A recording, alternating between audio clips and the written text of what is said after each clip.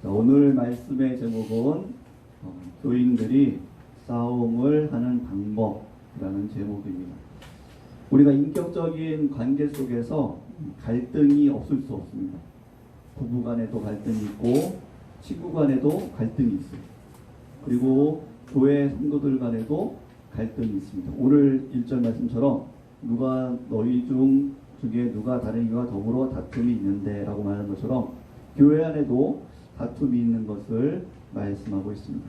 남남이면은 다툴 일이 별로 없죠. 그런데 같이 인격적으로 있으면 그 관계 가운데 서로 간의 의견 차이와 또 여러 가지 성격 차이와 또 가치관의 차이에 따라서 갈등들이 있을 수 있습니다. 자, 그러면은 이러한 갈등들을 어떻게 풀어야 될까? 구체적으로 어떻게 풀어야 될까라는 것이죠. 예를 들면은 부부간에도 그 갈등이 있는데 그 갈등을 긍정적으로 잘 서로 이해하고 긍정적인 말을 하고 서로 알아가는 그런 좋은 방법으로 갈등을 풀어가면은 그 부부관계가 좀 더 나아지고 더 깊어지고 긍정적인 방향으로 갑니다. 그런데 부부간에 갈등이 있는데 서로 비난하고 당신이 먼저 그랬잖아. 그리고 서로 간에 경멸하고 네가 뭔데 이런 말들을 하거나 인격적인 모독을 말을 하거나 혹은 외면하거나 그러한 부정적인 방법으로 갈등을 해결하려고 하면은 그 관계가 점점 힘들어지게 되는 것을 봅니다. 친구 간에도 마찬가지죠. 우리 친구들도 또한 친구들 간에 서로 싸울 때가 있어요. 다툴 때가 있는데 그때 서로 욕하고 서로 심하게 말하면은 그 친구와 헤어질 수밖에 없죠. 그런데 친구와 갈등이 있더라도 서로 이해하려고 하고 서로 좋은 말로 해결을 하다 보면은 대화를 하다 보면은 서로의 오해가 풀리고 더 깊은 그런 친구 관계가 되는 것을 볼 수 있습니다. 그래서 갈등이 없는 것이 중요한 것이 아니라 그 갈등을 어떻게 해결하느냐 그 방법이 중요한 것이죠. 오늘 본문 말씀에서는 교회에서 성도들 간에 이런 갈등이 있을 때 예수님의 몸된 교회가 하나가 되고 성장하기 위해 바르게 성장하기 위해 어떻게 갈등을 해결할 것인지 그 방법을 알려주고 있습니다. 자, 그 방법을 통해서 승리하시는 성도님들 되시기를 축복합니다. 자, 우리가 첫 번째로 오늘 말씀 보면은 그러한 교인들의 갈등을 어떻게 해결해야 되냐. 첫 번째로는 교회 안의 갈등은 세상에서가 아니라 교회 안에서 해결해야 된다라고 말씀해 주고 있습니다. 자, 1절 말씀 한번 읽어볼까요? 1절 말씀 같이 읽어봅니다. 시작. 너희 중에 누가 다른 이와 더불어 다툼이 있는데 구태여 불의한 자들 앞에서 고발하고 성도 앞에서 하지 아니하느냐. 오늘 여기 1절 말씀에 불의한 자는 단순히 범죄자를 말하는 것이 아니라 하나님의 뜻을 모르는 공의를 모르는 하나님의 방법을 모르는 그러한 세상 사람들을 말씀하고 있죠. 그래서 사도 바울은 너희들이 성도인데 하나님의 자녀인데 하나님의 뜻을 알고 있는 사람들인데 하나님의 공의를 알고 있는 사람들인데 하나님의 사랑을 알고 있는 사람들인데 왜 그것을 모르는 하나님의 진정한 뜻을 모르는 세상 사람들에게 고발하면서 판단을 받으려고 하느냐라고 질문하고 있다는 것이죠. 오늘 말씀에 보면은 이러한 일들이 왜 중요한가 할 때에 그 성도들의 싸움과 갈등으로 인해서 그것이 교회 안에서 해결이 안 되고 세상으로 나가게 되면은 이것이 교회 안에서만 피해가 있는 것이 아니라 세상 사람들에게도 낙심과 피해를 주기 때문입니다. 부부싸움을 할 때에 중요한 원칙 중에 하나가 있습니다. 그것은 무엇이냐면 자녀들이 보는 앞에서 싸움을 하지 말라라는 것이죠. 왜냐하면은 그 부모님이 싸우는 것, 험하게 만약에 이야기하고 헛듣는 것을 자녀들이 보게 되면은 자녀들이 충격을 받게 되고 더 부정적인 성격이 되게 되고 또 그들의 삶이 뇌에도 안 좋은 영향을 미치고 또 그들이 부모님을 신뢰하지 못하면서 불안 가운데 살아가게 되는 영향을 미치기 때문입니다. 그래서 부부싸움을 할 때는 자녀 앞에서 싸우지 말라라는 그런 원칙이 있습니다. 이것처럼 교회는 세상의 빛과 소금의 사명을 감당해야 될 그런 위치에 있죠. 그런데 교회가 세상적인 그러한 문제들, 물질적인 문제, 권력의 문제, 자기 이익의 문제, 그런 문제들을 가지고 싸움을 해요. 그러면서 그것을 해결하기 위해서 세상 사람들에게 법원이라든지 세상의 매스컴이라든지 이런 세상 사람들에게 도움을 구한다면은 교회는 세상의 빛과 소금의 사명을 감당할 수가 없다는 것이죠. 예를 들어서 우리 어린 친구들이 있어요. 유치원 친구들이 있는데 유치원 친구들이 싸울 때에 누구에게 달려가서 해결을 해달라고 하죠? 선생님. 그렇죠. 선생님께 가서 해결을 해달라고 합니다.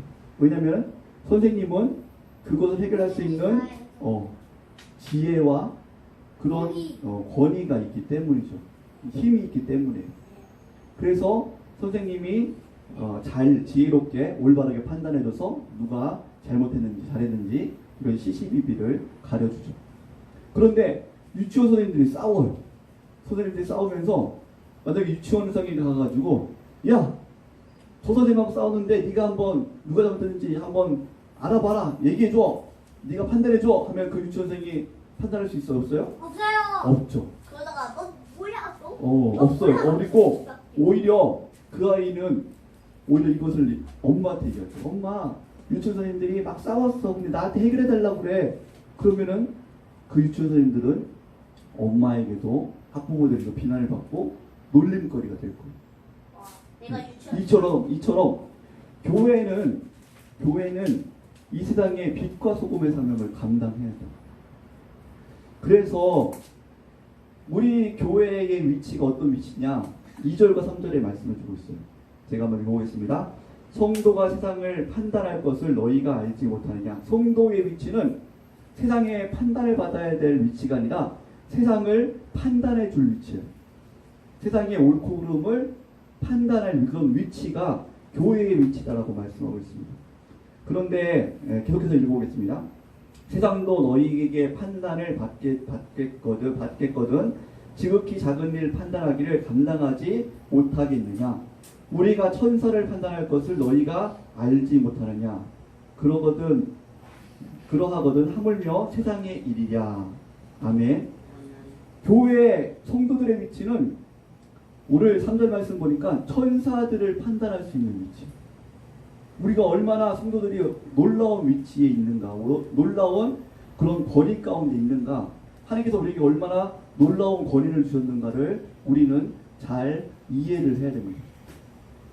우리의 권위는 우리는 하나님의 뜻을 알고 하나님을 닮아가면서 예수 그리스도의 그런 장성한 분량까지 자라가면서 그래서 천사들도 판단할 수 있는 그런 위치, 또 이 세상도 판단해서 옳은 길로 인도할 수 있는 그런 위치가 바로 교회, 성도의 위치다라고 말씀해 주고 있어요.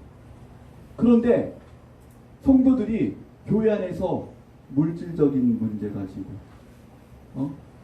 그리고 세상에서 다루는 권력의 문제 가지고 교회 안에서 다투다가 도저히 안 돼가지고 세상의 법원에 가서 판단해 달라고 하는 것은 마치 유치원 선생님들이 유치원 아이들에게 우리를 좀 판단해 줘. 우리 힘으로는 도저히 해결이 안 돼. 이러한 참으로 어리석은 모습이다라고 오늘 사도 바울은 교회들도 참 교회들이 성장하는 교회들도 많은데 근데 안타깝게 신앙이 어린 사람들이 교회 안에서 목사님과 장로님들이 또 중직자분들이 싸우는 것을 보면서 어떤 자기의 권력을 지키기 위해서 자존심을 지키기 위해서 다투는 모습을 보면서 실망해서 교회에 안 나간 사람들도 종종 보게 됩니다. 이런 것은 참으로 너무 안타까운 것이죠. 성도 여러분, 예수님께서 말씀하십니다. 마태복음 18장 6절에 보면 이렇게 말씀하십니다. 누구든지 나를 믿는 이 작은 자 중 하나를 실족하게 하면 차라리 연자맷돌을 그 목에 달려서 깊은 바다에 빠뜨리는 것이 나으리라 라고 말씀합니다. 내가 나를 믿는 이 작은 사람, 믿음의 작은 사람 한 사람이라도 실족해 한다면 차라리 연자맷돌이 뭡니까? 소가 끄는 큰 맷돌이잖아요. 맷돌인데 그냥 사람이 돌리는 맷돌이 아니라 소가 끌어야지만이 돌아가는 큰 맷돌이 바로 연자맷돌이죠. 그 연자맷돌을 목에 묶고 바다에 빠지는 것이 더 낫다 할 만큼 하나님 보시기에 믿음이 약한 자를 실족시키는 것은 정말 큰 잘못이 된다는 것이죠. 우리는 이것을 기억을 해야 됩니다. 교회 안에 신앙적인 부분을 가지고 권력과 돈의 문제를 가지고 서로 다투고 싸우고 그래서 이것이 믿음이 약한 사람들에게 시험이 되고 그들이 실족한다면 믿지 않는 사람들 중에서도 정말 교회 나가려고 했다가 그러한 문제들을 보면서 실족한다면 예수님께서 말씀하시죠. 차라리 연자맷돌을 목에 메고 빠지는 것이 낫다 라고 할 만큼 하나님 앞에 큰 잘못이 되는 것이죠. 그래서 아무리 교회 일을 크게 한다고 하더라도 믿음의 약한 자를 실족시키고 세상에 빛과 소금의 사명을 감당하지 못하게 할 만큼 그렇게 교회로 하여금 세상에 실족시키는 그런 일을 한다면 그것은 하나님 앞에 큰 잘못을 하고 있는 것이죠. 큰 잘못을 하고 우리는 이것을 기억을 해야 됩니다. 따라서 우리가 정말 하나님을 사랑하고 예수 그리스도의 몸된 교회를 사랑한다면 그리고 성도들을 사랑하고 이 세상 사람들을 사랑한다면 교회 안에 다툼이 있을 수 있죠. 우리는 아직 완전하지 않기 때문에 다툼이 있을 수 있습니다. 그렇지만 그것을 빨리 회개하고 해결을 해야 됩니다. 근데 해결할 때에 어떻게 해결하냐면 그것이 밖으로 새어나지 않게 우리 안에서 지혜롭게 해결을 해야 된다는 것이죠. 밖으로 새어나가서 다른 사람들을 실속시키면 안 된다는 것입니다. 목사님과 장로님들이 다툼이 있을 수 있어요. 의견 충돌이 있을 수 있어요. 그러면 그것을 가지고 당회 안에서 해결을 끝내야지 그 문제를 가지고 가족들에게도 이야기하고 만나는 성도들에게도 장로님들은 목사님을 헛듣고 목사님은 장로님들의 헛듣고 그렇게 한다면은 가족 식구들을 정말 실족시키고 다른 성도들을 실족시키면서 큰 죄를 범하게 되는 것이죠. 그래서 안타깝게도 중직자 자녀분들 중에 믿음이 실족하여서 믿음을 잃어버리는 그런 경우들을 종종 보게 됩니다. 왜 그렇습니까? 교회의 어려움들, 다툼이 있는 것을 중직자분들이 가족에게 얘기했기 때문에 자녀들에게 이야기를 한 경우도 있기 때문에 그럼 자녀들이 교회에 대해서 목사님에 대해서 실망할 수 있죠. 그러면은 믿음을 떠날 수 있는 그러한 어려움들이 있는 거예요. 그렇기 때문에 우리는 정말 교회를 지키기 위해서 또 다른 사람들을 실족시키지 않기 위해서 혹시 다툼이 있더라도 그 안에서 해결해야 될 점이 있습니다. 교회 안에서 해결해야 되고 당회 안에서 해결해야 되고 또 중직자 그런 모임 안에서 그 안에서만 해결해야 되지 이것이 밖으로 새어나가서 다른 사람들에게 이야기하면서 다른 성도들을 믿음이 약한 자를 실족시키지 않는 또 교회 문제는 교회 안에서 해결함으로 정말 세상 사람들을 실족시키지 않는 그러한 배려하는 방법이 있어야 될 줄 믿습니다. 이러한 지혜로운 방법이 바로 첫 번째 갈등을 해결하는 지혜로운 방법이다 라고 말씀하고 있습니다. 두 번째로는 교회는 불의한 사람이 손해보는 것이 아니라 어른이 손해보는 것이다 라는 방법입니다. 한번 따라볼까요? 교회는 불의한 사람이 손해보는 것이 아니라 어른이 손해보는 것입니다. 네, 7절 8절 말씀 같이 한번 읽어보겠습니다. 시작. 너희가 피차 고발함으로 너희 가운데 이미 뚜렷한 허물이 있나니 차라리 불의를 당하는 것이 낫지 아니하며 차라리 속는 것이 낫지 아니하냐. 너희는 불의를 행하고 속이는구나. 그는 너희 형제로다. 아멘. 사도 바울께서 말씀합니다. 너희가 서로 피차 고발해서 상처 주고 다른 사람들을 막 실족시키고 그러는데 차라리 그렇게 고발하고 실족시키고 상처 주면서 예수 그리스도의 몸된 교회를 찢는 그런 일을 하나니 차라리 너희가 불의를 당하는 것이 낫지 않냐. 너희가 손해보는 것이 낫지 않냐. 너희가 차라리 속는 것이 낫지 않냐. 너희들이 차라리 억울함을 당하는 것이 낫지 않냐라고 말씀하고 있습니다. 불의를 당하는 것. 어떻게 보면은 아니 어떻게 불의가 교회 안에서 불의함이 더 불의를 행하는 사람이 더 당당할 수 있고 공의를 행하는 사람이 더 수그러들 수 있는 그런 일이 어떻게 교회 안에서 일어날 수 있습니까? 라고 말할 수 있지만 하나님께서는 말씀합니다. 교회 안에서 온전한 해결과 화합을 이루기 위해서 당장에 불의가 이기는 것처럼 보이지만 차라리 그렇게 불의한 사람을 품어주면서 그 사람이 깨달을 때까지 품어주면서 인내해주고 억울함을 당해주는 것이 그것이 더 낫다. 그러면서 교회를 아우르는 거, 화평케 하는 것이 더 낫다라고 말씀합니다. 그래서 고린도전서 13장에 보면은 사랑은 말할 때 사랑은 뭐라고 하니까 첫 번째 사랑은 오래 참고가 나옵니다. 오래 참고.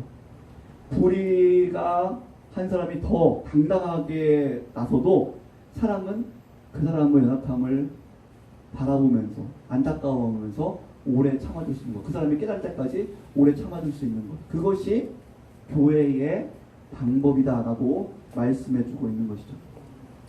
사랑하는 성도 여러분, 어느 가정에 중학생 큰아들과 유치원생 작은아들 둘째 아들이 있어요. 그런데 똑같이 초콜릿을 5개가 있어서 초콜릿을 딱 먹어요. 그런데 큰아들은 초콜릿을 음미하면서 하나씩 조금 천천히 먹어서 아 맛있다 이렇게 먹고 있는데 둘째 아들은 욕심이 많아가지고 그냥 한 번에 한 번에 다 먹었어. 다 먹고 났는데 형께 남아있네? 3개가 남아있어. 그래서 형이 딴 거 본 사이에 2개를 훔쳐 먹었어. 2개를 훔쳐 먹었어. 형이 와보니까는 분명히 3개가 있는데 하나밖에 없어. 동생이 먹은 거 알았어. 그래서 중학교의 형과 동생, 유치원생 동생이 막 싸워. 야, 네가 2개 먹었지? 먹으면 어때? 그러면서 막 싸워. 그걸 부모님이 봤어. 자, 그러면은 부모님은 첫째를 혼내야 될까요? 둘째를 혼내야 될까요? 둘째. 왜? 초콜릿을 훔쳐 먹었어. 첫째. 첫째로. 첫째. 왜? 첫째 왜? 동생은 무적이다. 동생을 무시니까. 자, 공의상으로 보면 시시비비 올바른 걸 가지면은 둘째가 혼내야 되죠. 그렇죠? 둘째가 잘못했으니까 도둑질을 했으니까 둘째가 혼내요. 그런데 가족이라는 울타리 안에서 보면은 첫째가 더 먼저 혼이 나요. 왜 그러냐면 첫째는 중학생이고 둘째는 유치원생이죠. 그러니까. 유치원생은 잘 모른단 말이에요. 잘 몰라. 그리고 아직까지 욕심이 많아. 그런데 첫째 중학생은 그 동생에게 양보를 해줘야 될 그런 의무가 있는 거예요. 의무. 그렇죠. 그래서 부모님은 동생이 잘못했지만 동생이 도둑질했지만 첫째를 먼저 혼내죠. 야, 네가 형이지 않냐? 형이면은 양보해주고 동생이 잘못했더라도 좀 보듬어줘야지. 그걸 가지고 동생을 때리고 동생에게 욕하고 동생하고 싸우면 되냐? 형의 위치를 지켜라 라는 거죠. 형의 위치. 교회도 마찬가지입니다. 교회도 불의를 당했을 때에 공연을 당했을 때에 시시비비를 가리면서 잘못한 사람이 혼나야 돼. 이것이 아니라 손해보는 사람은 잘못한 사람이 손해보는 것이 아니라 한번 따라봅시다. 연륜이 높은 사람이 손해보는 것입니다. 그걸 하나님 앞에서는 하나님께서 그걸 보시는 거예요. 다른 사람 A라는 사람이 잘못했더라도 B라는 사람이 연륜이 더 높으면 하나님께서 말씀하세요. 네가 목사지 않느냐? 네가 양보해요. 네가 장로지 않느냐? 네가 권사 안수집사지 않느냐? 네가 20년 30년 동안 신앙생활을 했지 않느냐? 그러면 네가 형으로서 누나로서 양보할 줄 알고 참을 줄 알고 좀 손해볼 줄 알아야지 왜 똑같이 싸우느냐 라고 하나님께서는 말씀하시는 거죠. 그런데 한국교회의 안타까운 부분 중에 하나가 무엇이냐면 이 교회의 위치, 하나님께서는 더 참으라고 더 손해보라고 주신 위치인데, 더 섬기라고 주신 위치인데, 그런데 이 위치를 마치 세상의 권력인 것처럼 교회도 착각하는 것이죠. 다툼이 일어날 때에 아니 네가 감히 장로에게 이럴 수 있어? 네가 감히 권사에게 이럴 수 있어? 네가 감히 부장에게 이럴 수 있어? 네가 감히 목사에게 이럴 수 있어? 이렇게 잘못 권위를 사용하고 있다는 것이죠. 이것은 하나님 앞에서 바른 방법이 아닙니다. 교회가 바르게 세워지려면은 세상적인 옳고 그름의 시시비비를 따지는 것이 아니라 가족이라는 개념의 원리를 따라야 될 줄 믿습니다. 그래서 8절 말씀에 하나님께서 말씀하죠. 너희는 불의를 행하고 속이는구나. 그는 너희 형제로다. 모든 성도는 하나님을 아버지로 모시고 있는 한 가족이라는 것입니다. 가족. 이 개념 속에서 우리는 문제를, 다툼을 해결해야 되는 거죠. 그래서 우리가 기도할 때에 조심해야 될 기도는 무엇이냐면, 오해하지 않아야 될 기도는 무엇이냐면, 자꾸 하나님 앞에 나의 억울함을 시시비비를 가려서 하나님 제가 공의를 행했지 않습니까? 제가 잘했고 저 사람이 잘못됐지 않습니까? 하나님 그럼 저를 칭찬해 주시고 저 사람을 벌을 내리셔야지 왜 저에게 자꾸 이렇게 힘들게 하십니까? 라고 하나님 앞에 기도할 때가 있어요. 그런데 하나님께서 뭐라고 말씀하실까요? 네가 더 어른이지 않냐? 네가 형이지 않냐? 네가 누나지 않냐? 그러면 동생에게 양보할 줄 알고 줘줄 줄도 알고 당장 억울하지만 동생이 잘못한 것을 깨달을 때까지 잘 타이르고 보살펴줄 줄 알아야 되지 않냐? 그것이 너를 장로로 세우고 안수집사로 세우고 권사로 세우고 구역장으로 세우고 부장으로 세우고 목사로 세운 이유다 라고 하나님께서 말씀하고 있다는 것입니다. 교회는 이 싸움을 해야 되는 거예요. 이 싸움. 세상처럼 권력을 가지고 감히 나에게 이것이 아니라 하나님께서 내가 더 줘주라고, 더 양보하라고, 더 손해보라고, 더 오래 참으라고 이 위치를 주었구나 라는 것을 우리는 알아야 됩니다. 그래서 우리는 기도할 때에 하나님 나의 억울함을 풀어주세요 라고 기도하는 것이 아니라 하나님 제가 제 위치를 지킬 수 있도록 좀 더 형의 노릇, 누나의 노릇을 할 수 있도록 하나님 지혜를 주세요. 하나님 넓은 마음을 주세요. 하나님 오래 참을 수 있는 능력을 주세요. 하나님 그들을 깨닫을 때까지 잘 긍휼하게 보살필 수 있는 그런 능력을 주세요. 라고 기도해야 될 줄 믿습니다. 말씀을 마치겠습니다. 교회에서 싸움, 다툼이 일어날 때에 지혜롭게 해야 됩니다. 우리는 하나님 안에서 한 가족이다. 예수 그리스도의 몸된 교회다 라는 것을 기억을 해야 됩니다. 그리고 세상의 빛과 소금의 사명을 감당해야 돼요. 우리는 세상을 판단하고 바른 길로 인도해주고 또 천사까지 판단할 수 있는 그러한 위치에 있는 성도다 라는 것을 기억합니다. 그래서 그것을 기억하면서 우리가 세상의 세상 사람들이 실족하지 않게 다투더라도 세상 사람들이 실족하지 않게 잘 지혜롭게 교회 안에서만 다툼을 잘 해결합니다. 교회 안에서도 마찬가지로 중직자분들이 다툼이 있을 수 있죠. 그럴 때는 가족에게 말하지 않고 또 믿음이 약한 사람들에게 절대 말하지 않고 그 안에서 중직자 안에서 지혜롭게 잘 해결을 해야 될 줄 믿습니다. 그래서 다른 사람을 실족시키면 안 돼요. 그것은 하나님 앞에서 큰 죄를 범하는 거예요. 중직자가 다투면서 만약에 믿음이 약한 사람들이 교회를 떠나갔다. 그러면 하나님 앞에 큰 죄를 범하는 거예요. 아무리 큰 일을 해도 정말 하나님 앞에 큰 죄를 범하는 거예요. 연자맥도를 목에 둬서 차라리 바다에 빠질 만큼 그만큼 큰 죄를 범하는 거예요.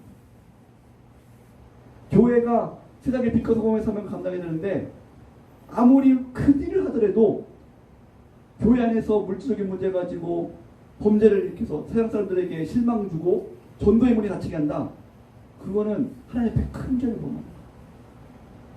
그런 일이 없도록 지혜롭게 잘 해야 될 줄 믿습니다.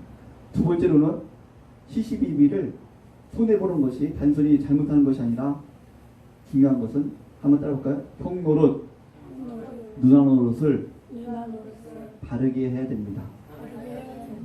이것을 잘 기억하면서 정말 하나님의 아름다운 교회를 세워가고 그래서 세상 사람들에게 칭찬받기보다는 하나님께 먼저 인정받았습니다. 참 너 고생했지. 동생들 돌보느라고 참 고생했지. 이렇게 하나님 앞에 인정받을 수 있는 우리 성도들 되시기를 주의 이름으로 축복합니다. 기도하시겠습니다. 오늘 말씀을 나가시면서 우리 기도할 때에